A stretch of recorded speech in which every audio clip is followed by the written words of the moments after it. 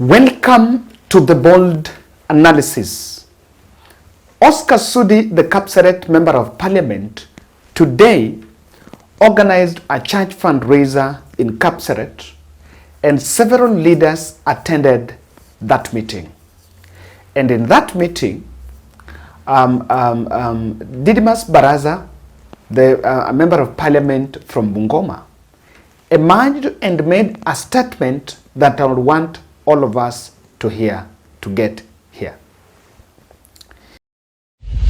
Whatever our enemies, our competitors are assembling, we will only require 1 or 2 meetings to dismantle all whatever that they are planning. Na wakati ya serikali ya kufanya campaign ikifika, because during an election, at times, it's not about the people you love or the people you like. It's about the people you need, the people you require. So ile wakati ikifika, hata ule Rigathi ambayo tulimwimpeach, if we require him, tutamrudisha. Because he was only unsuitable to serve our country as a deputy president. But he can be suitable to be a voter, to be a member of our coalition. Na sababu sahi, I'm sure he will undergo some kind of rehabilitation. Sahi amejua ya kwamba ukikuwa naibu rais, mako unakuwa mtu ambaye unapenda makabila yote. He is learning something. And I'm sure even the people, the church is praying for him. So we are hoping that by 2027, mwezi wa tano hapa, he will have reformed. We will revive his membership kwa UDA na tumrudishe akae tu hapo kama member, tumtafutie kazi nyingine ambayo anaweza fanya wakati hiyo ikifika. So don't worry, when time of assembling the team comes, we will assemble the team. Mimi nataka nimalizie hapo. Hii kanisa ambayo tunapanga kujenga inahitaji wale wa kujenga na wale ya kufanya maombi. In very clear signal, Didimas Baraza is actually revealing what is the level of frustration and the desperation by President Ruto team on getting Rigathi Gachagua. There are some 5 interpretations from Didimas Baraza statement. Number 1 is that William Ruto is keen on working with Rigathi Gachagua because Kithure Kindiki is not an axis that can woo the mountain. That is the first interpretation from it.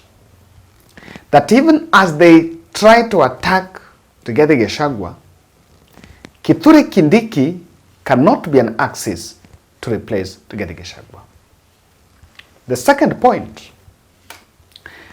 William Ruto has been moving across the country showing optimism that he is wooing the Western Kenya and the eastern part of the country to replace the vote-rich Mount Kenya region. The statement from Didimas Baraza shows clearly that William Ruto understands that Mount Kenya votes cannot be replaced by what he is gathering from these other areas. And you need to understand that the Western region is not united behind William Ruto. Just a few weeks after the bonuses were given to farmers, the farmers are up in arms against Rai over some ethanol plant in Kakamega. I wish I make my way to Kakamega and understand some of these things that are going on. I really want to understand. So ladies and gentlemen, that is the second interpretation of what Didimas Baraza is talking about. Number 3 is that William Ruto's deep state is regretting impeaching Rigathi Gachagua. And they've understood that condemning Rigathi to political oblivion is not going to work. After impeachment, William Ruto and the team have been telling the country that Rigathi Gachagua is persona non grata, Rigathi Gachagua is corrupt, Rigathi Gachagua is tribalist, and so he should not be seen around power. You need to understand that even Didimas Baraza has realized that we will leave Gachagua and get him a job to do there. The third interpretation I'm seeing there is that information from Didimas Baraza, it was well choreographed and it was well planned just to test the waters to find out how Rigathi Gachagua can react on working with William Ruto. It is to test the waters on Rigathi Gachagua working with William Ruto. And I want to tell you, when I'm seated in this desk here, don't say it is impossible. Who knew Raila Odinga will now dine with William Ruto? Who knew?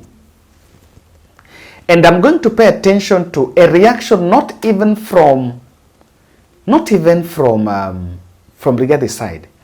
I want to hear what Opondo Kaluma, I want to hear what Junet Mohammed, I want to hear what the ODM axis that supports William Ruto are going to react about it. Opondo Kaluma has been going to Twitter sharing videos of how Mount Kenya have good roads and, like, resources were used to construct good roads, and has been trying to plant some ethnic, tribalism ni ujinga, by the way, ukabila ni ujinga, has been trying to run some tribalism narratives against Mount Kenya. So if Didimas Baraza is saying we can work with Rigathi, then that is supposed also to test the waters. They want to find out, can they really work with Rigathi? Can Rigathi really work with them? You to understand, this statement is very intentional. It is very intentional, and William Ruto team understand something they have been saying here. You cannot overlook the 5 million Mount Kenya votes. You cannot overlook, you cannot second guess that vote. Because the truth of the matter, that is a vote that can go to one basket. Let me tell you, the reason why you cannot overlook Mount Kenya vote is because, and that is what I want to explain, that vote can go to one basket. They can vote for one person. That's number one. And number two, William Ruto knows that they must not vote for a Kikuyu. That is a region, by the way, let me, and I'm not just running a propaganda here. That is a region that can vote for any other person, even if not their person. They voted for William Ruto to the last man, and William Ruto is not from that place. And William Ruto understands that when they are saying we can vote for Matian'gi as a president, Ruto knows it is possible. Let me tell you, the region I come from, we voted for Mwai Kibaki in 2002. And you will be told, but one thing you will not be told in it is, Raila Odinga said, let's vote for Kibaki. Since then, Luo community has never voted for anyone else apart from Raila Odinga. So if William Ruto is going to, and William Ruto understands that whatever he's doing is a trial and error. In 2027, this is a region that in the last 5 general elections they have been voting for Raila Odinga. Then you say Raila Odinga goes to AUC, then there is a leadership vacuum and no one is leading, then you say, I am going to take those votes. Oh. So William Ruto understands. And today, that statement came at a time Rigathi Gachagua was in Mathioya, Murang'a County. And I wanted to get a snippet of Rigathi Gachagua's speech there. For people, kazi ya serikali ni barabara, maji, stima, usalama, madawa hospitalini na masomo. Hii mambo ya kujenga nyumba, kila mtu atajenga nyumba yake kwa nafasi yake. Kaiyo mtigo yake na nyumba shanyu. Na mundu wetu hari awekate? Awekinyira. So niliona wengine anasema why Gachagua anasema hii maneno ya manyumba. I thought it's a good thing.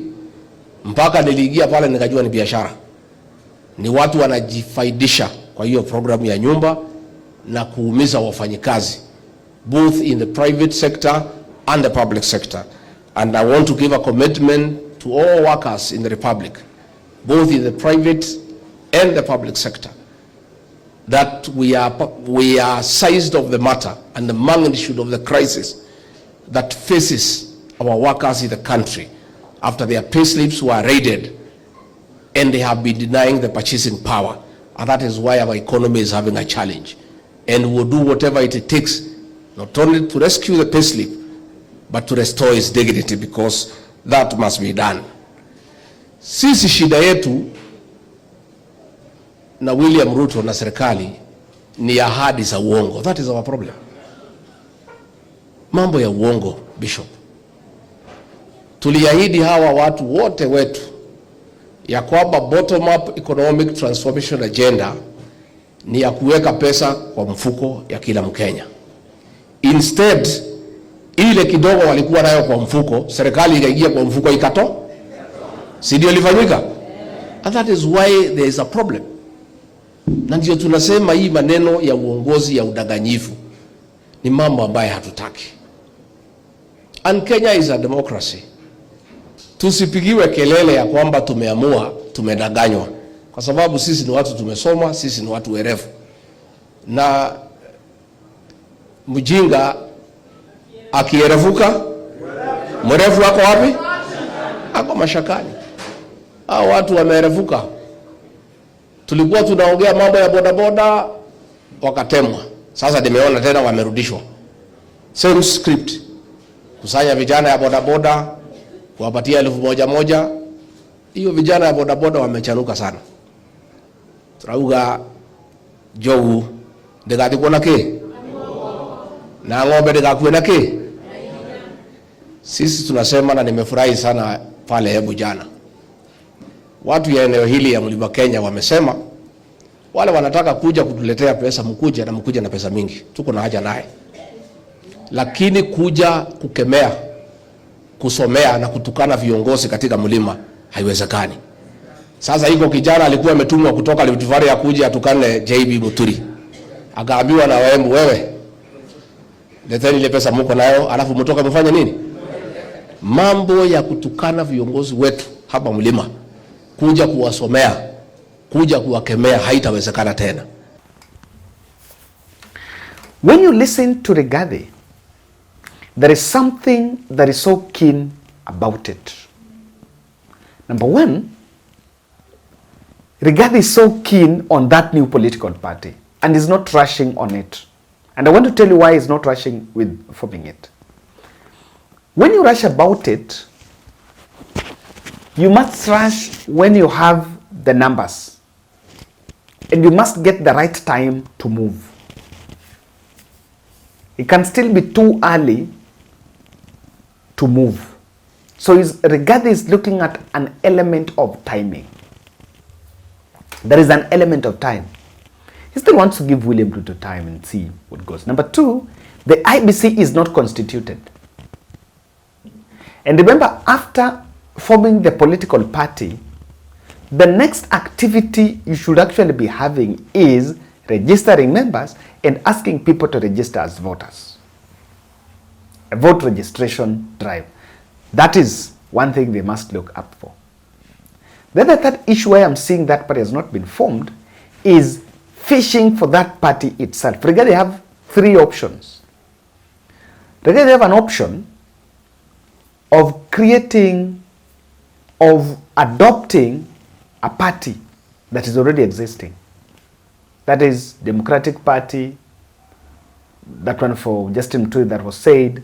There is that NARC Kenya for Martha Karua. There are several other parties, several other small parties within Mount Kenya that can still adopt.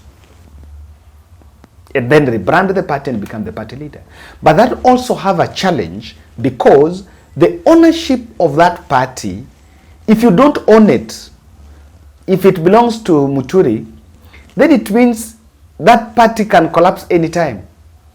It belongs to someone else. That party can be bought by the state. The second option is registering a new political party. And if you ask me, that is what Rigathi Gachagua should have thought of, registering a new political party. So if you register a new political party, you start from the grassroots. You start from the ground. You build it from the shell. I think, to me, if you ask me, that is the best. I saw him also receiving some members of the Jubilee Party. Rigathi Gachagua also have an option of adopting the Jubilee, which is a wrong move because Jubilee have its own baggages and Jubilee also have a shadow of Uhuru Kenyatta. So the state will use that as Uhuru Kenyatta trying to remove William Ruto after one term, while William Ruto supported him for 2 terms. And I can tell you, that is the nature of our politics. But then the question is this: why is William Ruto changing a tone on Rigathi Gachagua? This is why William Ruto has changed his language on addressing Rigathi Gachagua. He understands well that Mount Kenya is still very hostile, and even as he plans for the Mount Kenya tour, he must go with a tone. He must set that. Probably he will go there and say, I still open to work with Rigathi. So he's trying to get a soft landing. Remember, this is well coordinated. The person who is saying it, you need to listen to the person who made the statement. It had to be Didimas Baraza.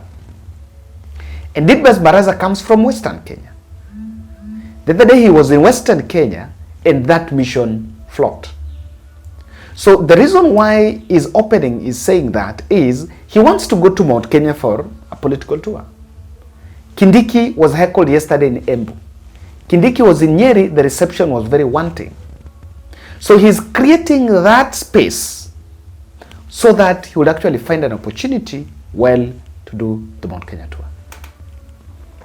Number one. Number two, William Ruto is trying to open a rift between Rigathi and the Kalonzo team. And is trying to give the option of going to UDA as another option for Rigathi Gachagua. I can tell you, I see, you cannot belittle that alliance. If Rigathi Gachagua forms an alliance with